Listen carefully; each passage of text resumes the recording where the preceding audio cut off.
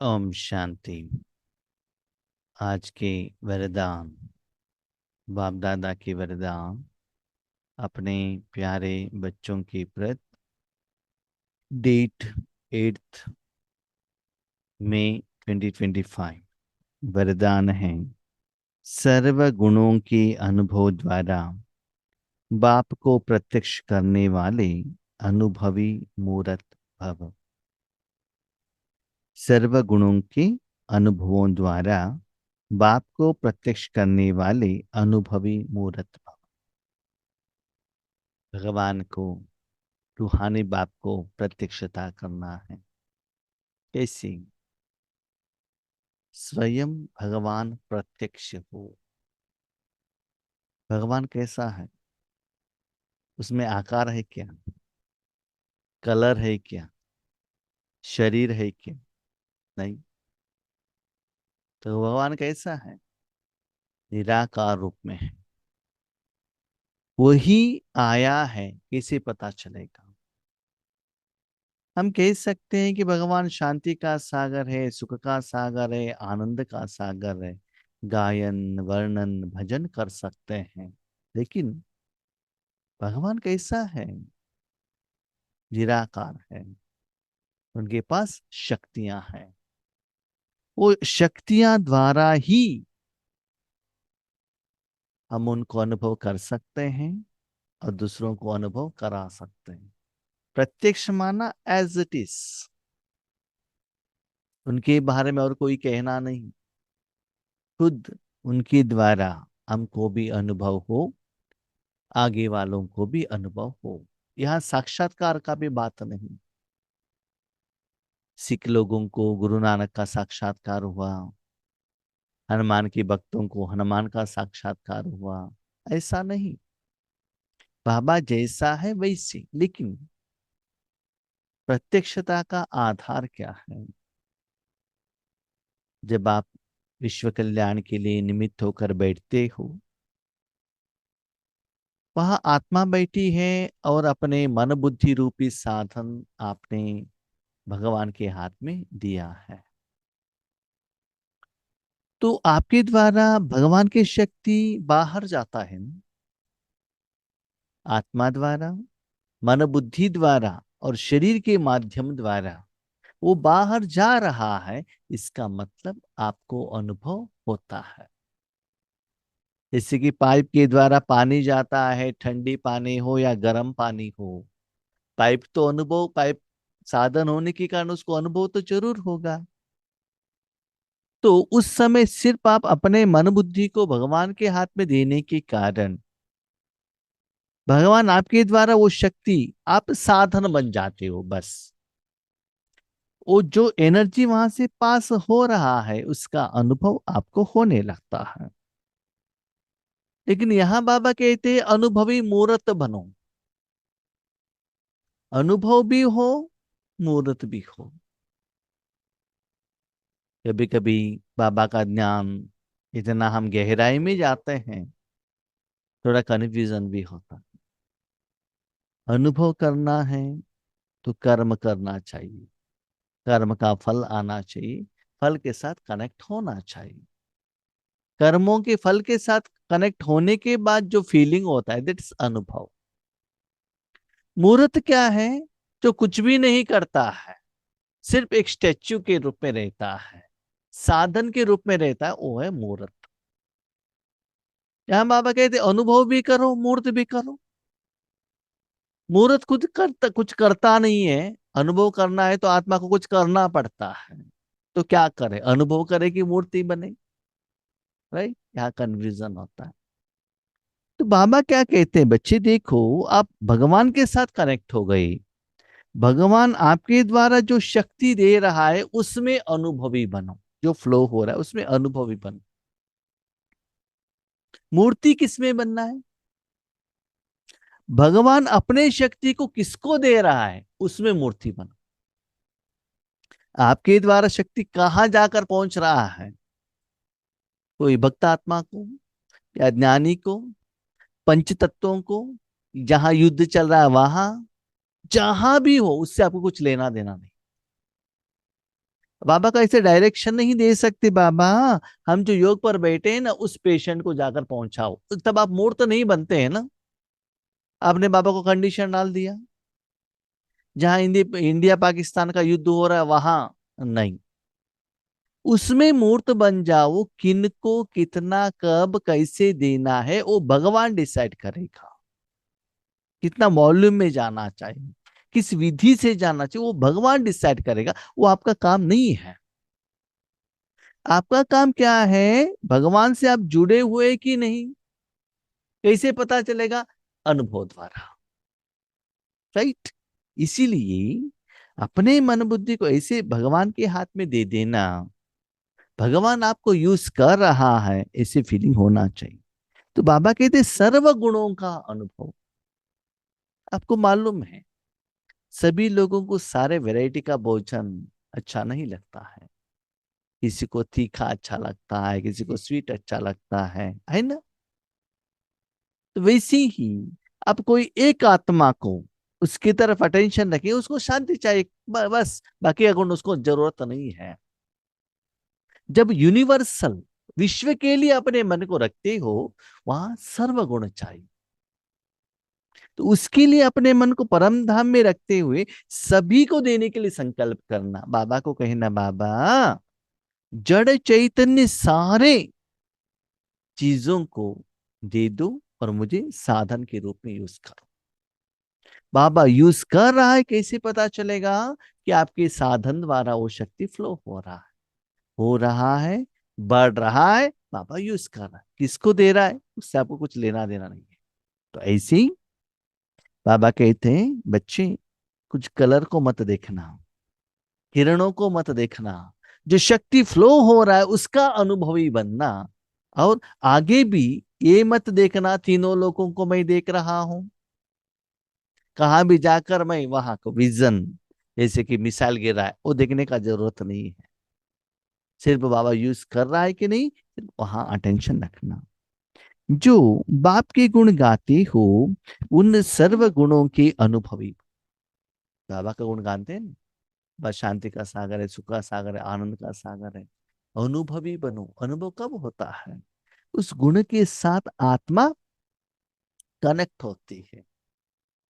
माना आप आम खाते हो, आम जीभ पर है, तब टेस्ट पता चलेगा ना।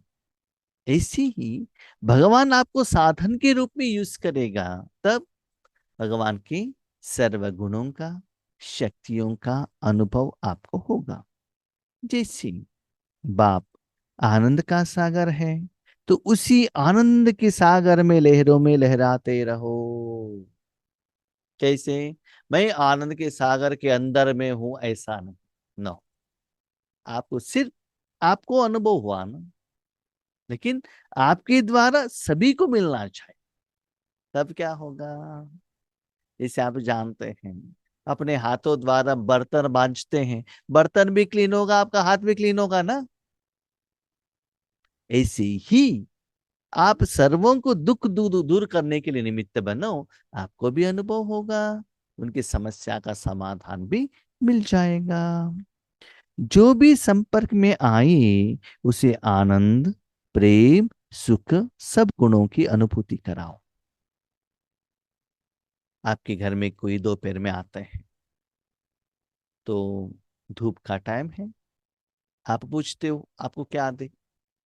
पानी, नॉर्मल पानी, ठंडा पानी, या माजा, या फ्रूटी, या कोको कोला, या आम का जूस, या लाइम जूस, जो आपके पास ऑप्शन है।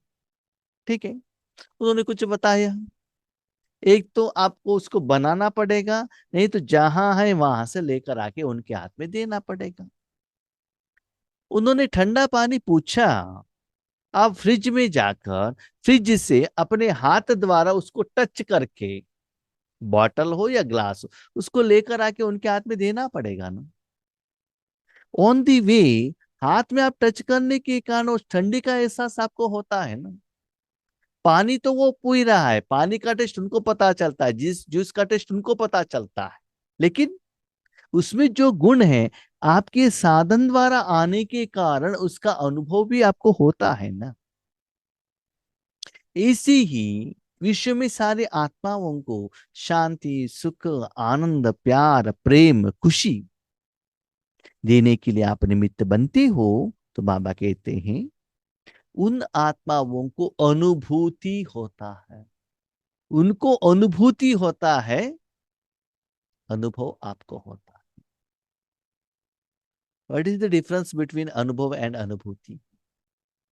अनुभव किसको कहते हैं, अनुभूति किसको कहते हैं? बाबा ने क्लियरली कहा सुख, प्रेम, आनंद सब गुणों की अनुभूति कराओ। अनुभव क्या होता है?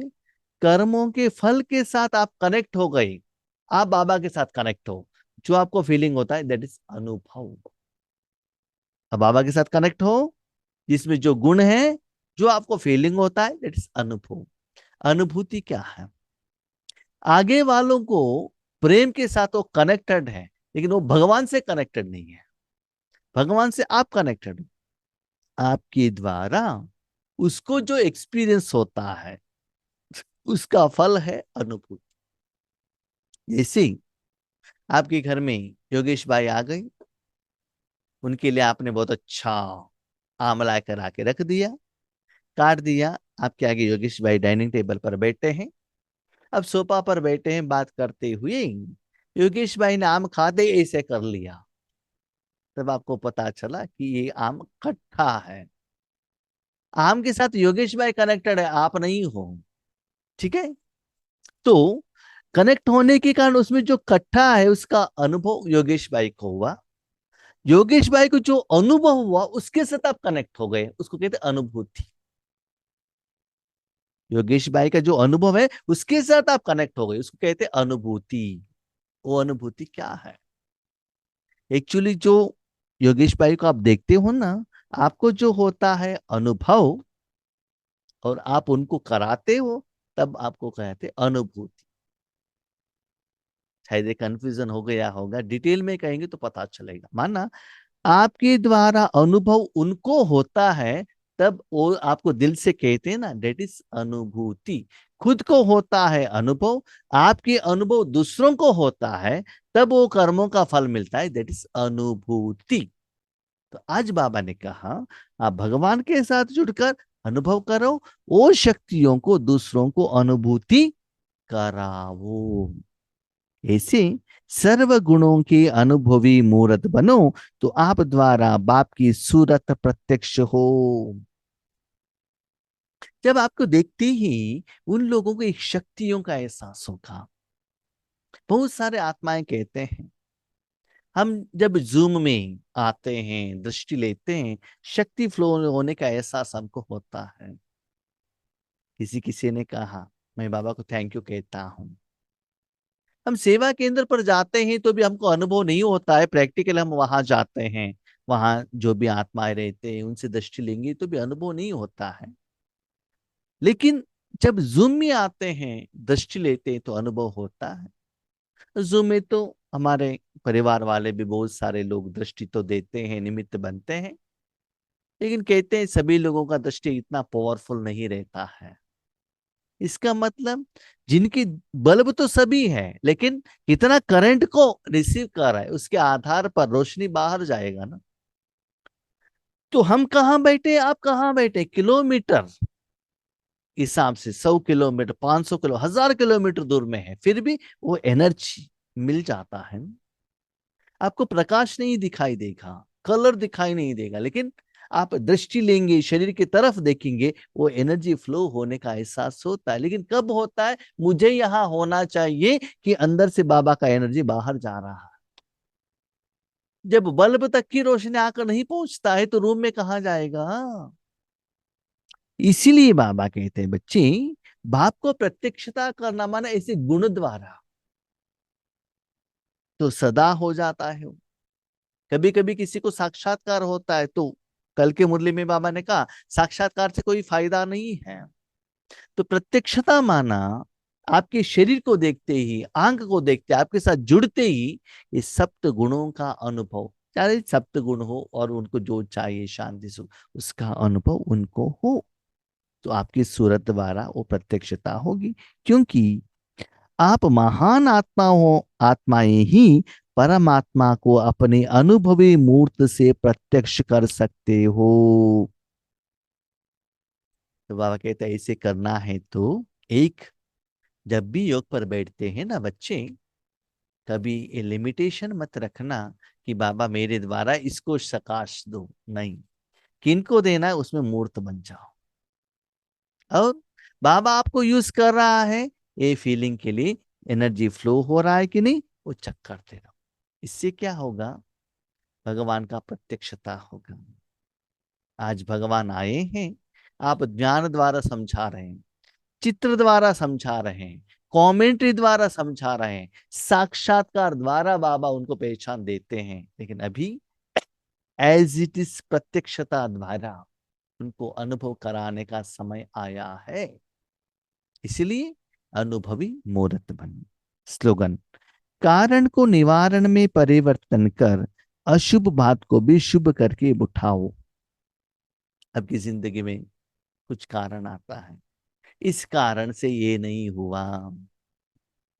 कभी कभी पूछती आज अमृत वेले क्यों नहीं उठे, क्या करे भाई जी, नींद का गोली खाया था ना, लेट करके सोए थे ना, इसलिए उठने को नहीं हुआ।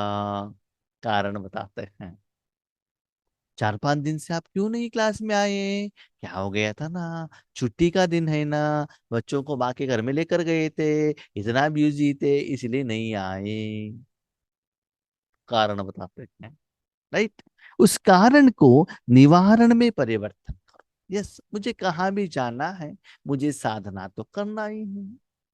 जहां भी जाते हैं 3 हफ्ते का 3 टाइम को भोजन तो जरूर खिलाते हैं, शरीर को जो चाहिए सब कराते हैं, लेकिन आत्मा के लिए कुछ है तो बहुत कारण बताते हैं। क्या हो गया, बहुत सारे लोग थे ना, इसलिए हम जूम में अमृत वेले में ज्वाइन होने को नहीं हुआ।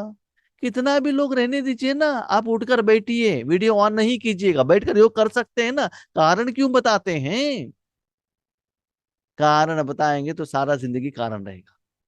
तो उस कारण को निवारण में परिवर्तन करो और अशुभ बात को भी शुभ करके उठाओ। यस, रिश्तेदार आए हैं, टेबल पर बैठने को नहीं होता है, नो प्रॉब्लम, हम बेड पर ही बैठेंगे, मोबाइल ऑन करेंगे, बैठेंगे, योग कराएंगे। और जो यहाँ हमारे रिश्तेदार आए हैं उनको भी बाबा अनुभव कराओ। जिन रिश्तेदार के कारण मुझे अमृत वेले अटेंड करने को नहीं हो रहा है, उस कारण को निवारण करते हुए क्या कहना है, बाबा सारे विश्व को देना ही है, साथ में इन आत्माओं को भी ईश्वरानुभूति हो, इसके लिए आपने यहां भेजा है। तो अभी मैं उन आत्माओं को भी शक्ति देने के लिए निमित्त बनती हूं। इसे कारण को निवारण कर सकते हो ना। इसीलिए बाबा कहता है जैसे करने से अशुभ बात भी शुभ होगा, ऐसे करके तो देख लीजिएगा। जो आपके रिश्तेदार सोए हुए थे ना कि ब्रह्म कुमार ठीक नहीं है, वो नहीं है, ऐसे जो कहते हैं ना, अनुभव द्वारा वो भी चुपचाप हो जाएंगे। ऐसे भगवान का प्रत्यक्षता भी करवा सकते हो, उनको संदेश भी दे सकते हो, अनुभव भी करा सकते हो। इसलिए भगवान के आगे कभी भी कारण मत बताइएगा, हर एक कारण का समाधान है। बाकी के लिए समाधान के लिए हम ढूंढते हैं, लेकिन इसके लिए थोड़ा अलबेला हो जाता है। ठीक है, ओम शांति।